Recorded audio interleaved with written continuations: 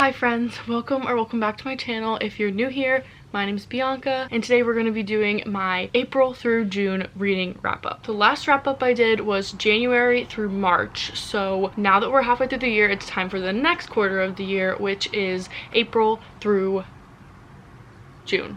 Yeah, June. Before we get into the video, just some stats for this quarter. I read 17 books in all, 8 romance, 4 thriller mystery, 2 fantasy, 2 fiction, and 1 poetry book. So kind of a wider variety than normal. My average rating was 3.7 stars, so I think that was pretty similar to the first quarter of the year. And my most read author was Chloe Walsh, which you guys will see. You guys will just see. Stick around. The first book I read in April was Binding 13 by Chloe Walsh, and the second book I read was Keeping 13 by Chloe Walsh. I'm gonna talk about both of these at once just because they're the first 2 books in a series. They're about the same characters, and I don't want to give too much away, but as you can see, they're pretty thick books, so a lot happens. When I tell you I literally started this on like a random Tuesday, I needed a new audiobook to listen to. Binding 13 was free on Audible. I think Keeping 13 was too, but Binding 13 was free on Audible. So randomly one day I just decided to start it, and that's just crazy to me because these are like low-key my favorite books so far this year. Like I said, Binding 13 I listened to on audio, and then Keeping 13 I did a mix of audiobook and on my Kindle. I highly recommend the audiobooks because I loved hearing the characters' voices. The accents really did it for me, really did it. So the plot, if you don't know, the books take place in Ireland. The female main character, her name is Shannon. She's been bullied really bad basically her whole life, so she transfers to Tommen College. And the male main character, Johnny, goes to Tommen College. He's some superstar rugby player, but both characters also have their own personal struggles that they're going through. So Shannon has a really rough home life, and she struggles with that and also kind of figuring out who she is as a person just because her whole life has been taken over by being bullied and what she's going through at home. And then Johnny has an injury from playing rugby that no one really knows about, but he's dealing with this internal struggle of what if I can't play rugby anymore, and who will I be if I can't play rugby, like that's all I am. I'm pretty sure these are classified as romance novels, but I think they're way more than a romance. Just the depth you get of each character, not even just Johnny and Shannon, but their friends and their family as well. It's just so like emotional and impactful. Their story continues in Keeping 13, but I don't want to say too much about the plot of this one just because I don't want to spoil Binding 13, but just know that I cried so bad at the end of both of these books. Binding 13 is actually the only audiobook to ever make me cry, so if that doesn't tell you something,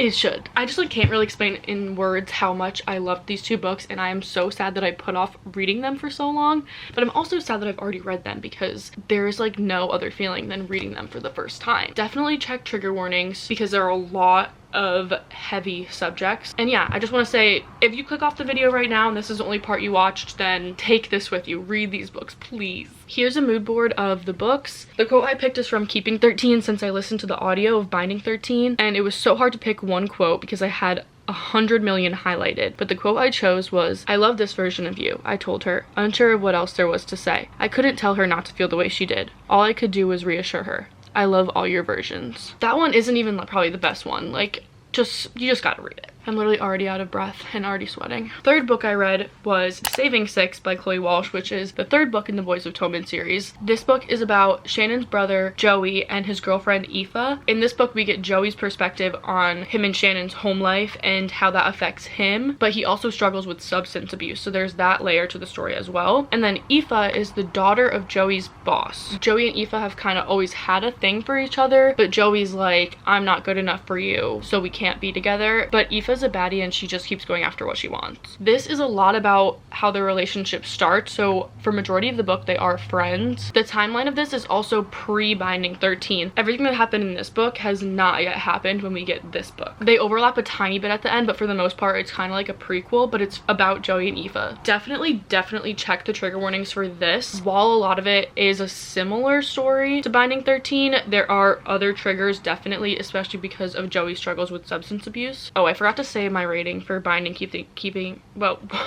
Whoa, I just like glitched. I forgot to say my rating for Binding and Keeping 13, but obviously I think it was clear as 5 stars. This one I rated 4 stars just because it didn't hit as hard for me as Johnny and Shannon's story. This one just felt very heavy and it felt a little bit harder to connect to Joey and Aoife. Maybe that's because I love Johnny and Shannon so much, but that was just my opinion. I still loved it and I love this universe and I love this series, and I'm putting off reading the other books because I just don't want it to end. A quote from this book that I think perfectly shows Joey and Aoife's relationship: "In what alternate universe did I give you the impression that I would want you to come with me? How about the universe where you quit pretending that my mere presence irritates you and admit that you adore the ground I walk on?" Addicted to You by Krista and Becca Ritchie. I gave this book 2 stars. The female main character is Lily, the male main character is Lauren. They're 2 very rich college-aged kids. They have a fake relationship right from the start of the book in order to cover up their addictions. Lily is a sex addict and Lauren is an alcoholic. The whole book is just very toxic because they enable each other a lot. Like, they're together to hide their addictions and they just allow each other to keep being addicted to these things. The whole time it's very obvious that they have real feelings for each other, but the whole story is just so toxic that I honestly was never like rooting for them. People keep telling me it gets better after the first book, but I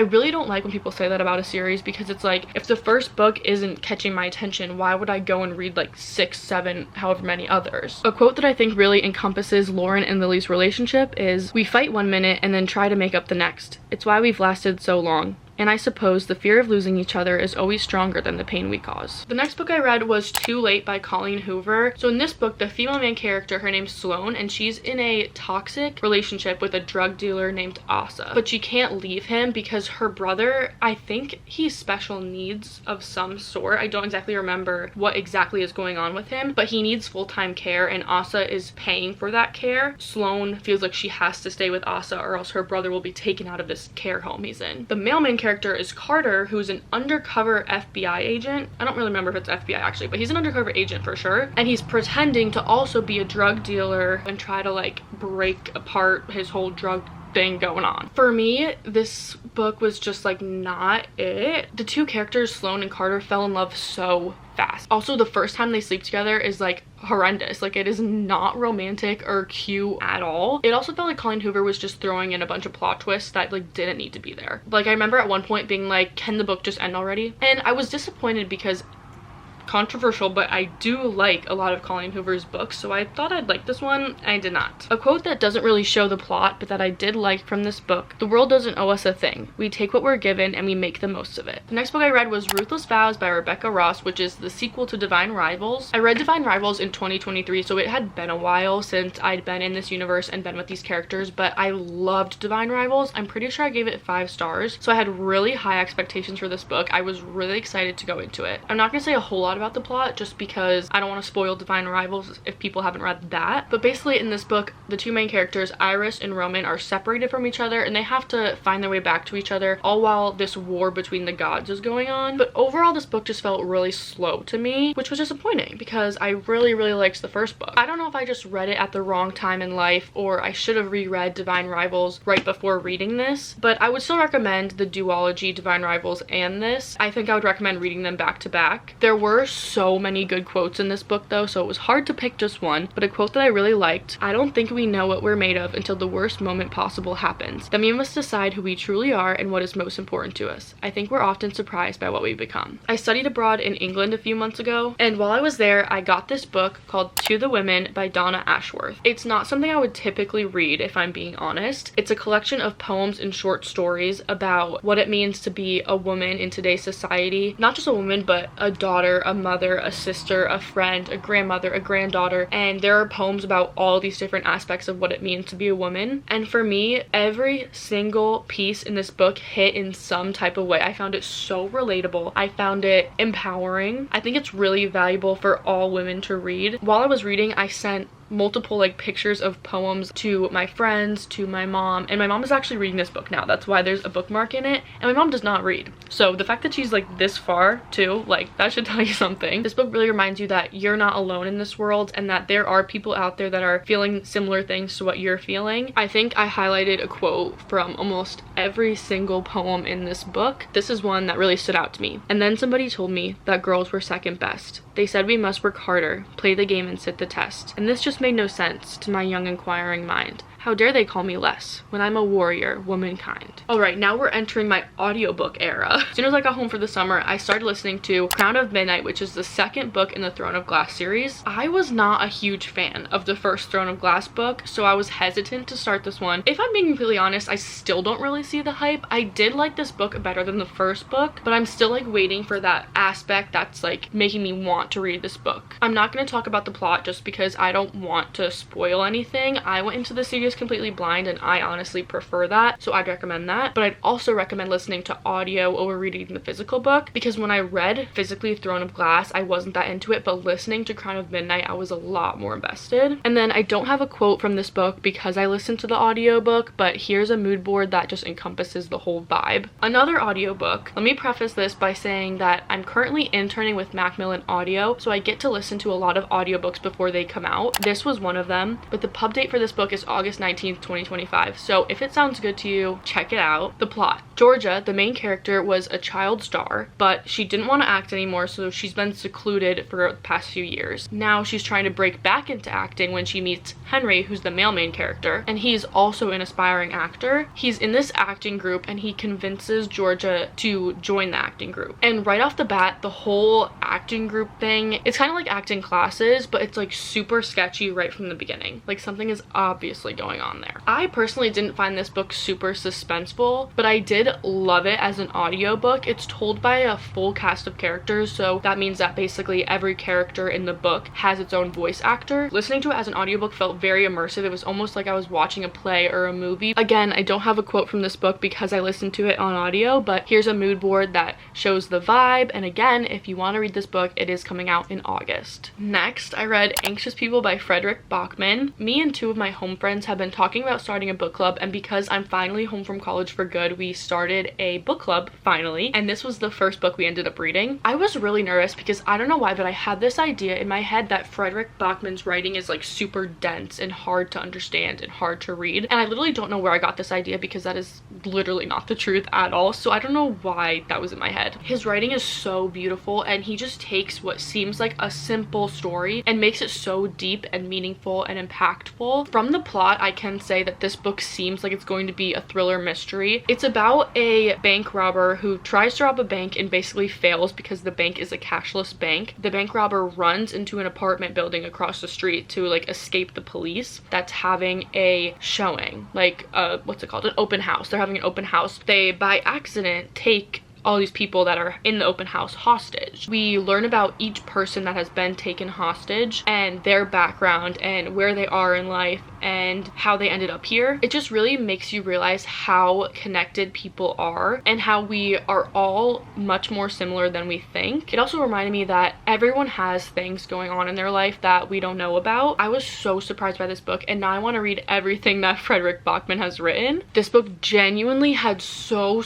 many quotes, but one that I really liked: "We're more than the mistakes we made yesterday. We are all of our next choices too. All of our tomorrows." Another audiobook. This book I gave 3.5 stars. The setting is Sophie Matthews' Sweet 16 party, and this is not just like some cute little Sweet 16. This is a huge, extravagant, rich people Sweet 16 party. It's told in multiple point of views. So Sophie, the birthday girls, her best friend Michaela, her stepmom Danny, her mom Kim, the nanny Orla. I definitely wasn't expecting some of the twists in this book. A couple of the twists were kind of early on. Not early, but like a little after the 50% mark. So this isn't really a thriller where like in the last 2 chapters you're getting that twist, which is kind of what I like in a thriller, but I still enjoyed this. The ending to me just felt kind of anticlimactic because we basically knew what was going on for like the last good chunk of the book. Again, common theme here, no quotes because I listened on audio, but here's a mood board that shows what the book kind of feels like when you're reading it. Then I read one of my most anticipated releases of the year, Great Big Beautiful Life by Emily Henry. I would actually say this is my most anticipated release of the year. I was really nervous going into it because everyone on TikTok was saying that this is like Emily Henry's worst book and that they did not like it. I don't think it was her worst book, I just think it was different from her other books, and I still really enjoyed it. I gave it 4 stars, which fair. I did give most of her other books 5 stars, so maybe this isn't wasn't her best, but I still really liked it. The female main character, Alice, she's bubbly, she's optimistic, she's a journalist, but she hasn't really had that piece to like break her out into the world of journalism yet. And then the male main character, his name's Hayden. He's more quiet and reserved. I wouldn't say he's grumpy, because I didn't really think this was like grumpy sunshine, but he's just like quiet and keeps to himself more. He is a Pulitzer Prize winning author, so author. So he's like established in the world of journalism already, but they're both brought to the home of Margaret Ives. Margaret Ives is part of this extremely rich family that was all in the tabloids, all in the spotlight, but she went into hiding a while back and basically no one's heard from her since. But now she's ready to tell her story. She makes this deal with Hayden and Alice to tell them both her story separately, not together. They'll both come up with like a draft of how a book would be, and then she'll decide which one she wants to write a book about her. So this book has two stories. It's Hayden and Alice's story, but it's also Margaret Ives' story. To me, the romance between Alice and Hayden did feel a bit rushed. I feel like it was like halfway through the book they were like, I'm falling in love, and I was like, whoa, that's quick. I also wasn't super interested in Margaret Ives' story, so some parts of the book felt kind of flat to me and like kind of slow, because whenever I was reading Margaret's story I was like, okay, like I don't really care, like I want to get back to like the cute Alice and Hayden moments. But Hayden is like so freaking cute. Like he just says like these amazing things, and like he's just adorable. He's great. He's amazing. The ending of this book did have a plot twist I did not see coming, and I actually was like tearing up at the end. I wouldn't say I cried, but I was definitely like tearing up. A quote that kind of encompasses both storylines of this book: when you love someone, you do anything to give them what they need. You unmake the world and build a new one. Another audiobook. I told you guys I'm in my audiobook era. I listened to Total Dreamboat by Caitlin Doyle. The female main character of this book, Hope, goes on a cruise with her best friend who's an influencer. She just got out of a relationship that ended pretty badly. She's also not where she wants to be in her career, so she really needs this break. The male main character, his name is Felix, and he's also on a cruise with his family. He didn't really want to go because he is sober. He's also determined to stay single, and he's like a workaholic. He's a chef, so he just wants to go home and like keep working on his restaurants and stuff. During the cruise, they hit it off. They're kind of like falling in love pretty quick, but I feel like that makes sense because the setting is a 1-week cruise. But then something happens where they like,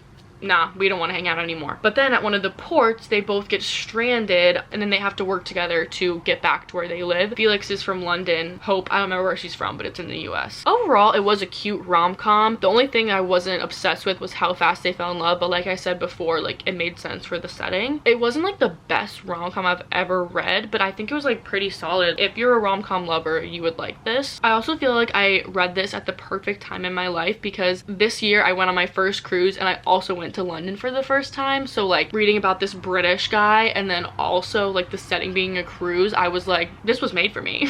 No quote from this book because again, listen to it on audio, but here's my mood board. Then I read The House on Mango Street by Sandra Cisneros. I've had this book for probably 4 or 5 years and just never picked it up. I read the book The Distance Between Us. I forget who wrote it, but I'll put it on the screen. I read that in a class in high school, and my teacher recommended this book if we liked that one. So I got this book, but I hadn't picked it up yet. It's extremely short. It's only 110 pages. But for me, that was the issue. Like the book really lacked any depth for me to be able to connect to the characters. It's also a series of vignettes which are extremely short. Like they're literally like 1 or 2 pages. Here's an example of how long a quote-unquote chapter is. I also thought going in that this book was a memoir, but it's not. It's a fictional story that's like loosely based on the author's life, and I just didn't really enjoy it. Like I don't really understand the hype around it or why it's so like celebrated and well known. So I gave this 1 star, and I do not have a quote that I liked from it because I just didn't enjoy it. Another thriller that I listened to as an audiobook, I gave 3 stars, The Lake Escape by Jamie Day. The pub date for this one is July 15th, so it'll be out next week if you guys want to read it. In this book, Julia, David, and Erica have been going to the lake together their whole lives. Now they're adults, and so their families, their significant others, and their kids all come with them. David is super rich, and he just renovated his lake house. He also brings a nanny to watch his kids and his new super young girlfriend to the lake this year. That's kind of how the story starts, and then we find out that in the past 2 women have gone missing 30 years apart from each other at the lake, and they kind of say like the lake takes them, like no one knows what happened to them. But then David's girlfriend, like the super young one, goes missing, and so everyone's like, what the heck? There are tons of secrets and lies between all the characters, which adds a layer of depth because they think they're so close and such close friends, but they actually have all these secrets that they're keeping from each other. But also, I didn't really care about every character, so when I had to read about ones I didn't care about, I was like, come on, like let's just get back to this character or this character that I did want to read about. Overall though, I thought it was an enjoyable thriller and I would recommend it. No quote again because I listened to an audiobook, but here's the vibes. Another audiobook, this one I gave 2.5 stars. It's Mean Moms by Emma Rosenblum. The pub date for this is July 29th, so it will also be coming out this month if you want to listen. The vibes of this are a lot like Gossip Girl and Secret Lives of Mormon Wives. The plot of this is a bunch of rich New York City moms whose kids all go to the same school, Atherton. It's this like high class elite school in the city. Bad things start happening to this like group of moms. They're like the it group that everyone wants to be friends with. So it's like, who's targeting them? Who's doing this to us? It's also about their internal drama, and it's like this person's sleeping with this person's husband, this person's kid is being mean to this person's kid. And I'm not gonna lie, it took me a while to get into this just because there were so many characters. I just think this would make a great TV show. Like I 10 out of 10 100% would watch this TV show. I think if you like love Gossip Girl, you would love this, but I even wasn't a huge fan of Gossip Girl the show, so maybe that's why I wasn't super into this. I also think if you could relate to the characters more, like if you're like high class or live in the city, maybe you'd relate to this more. Again, no quote, but here's the vibes. I think I explained it pretty well, but if you need a visual, here's what it feels like reading it. Okay, then I physically read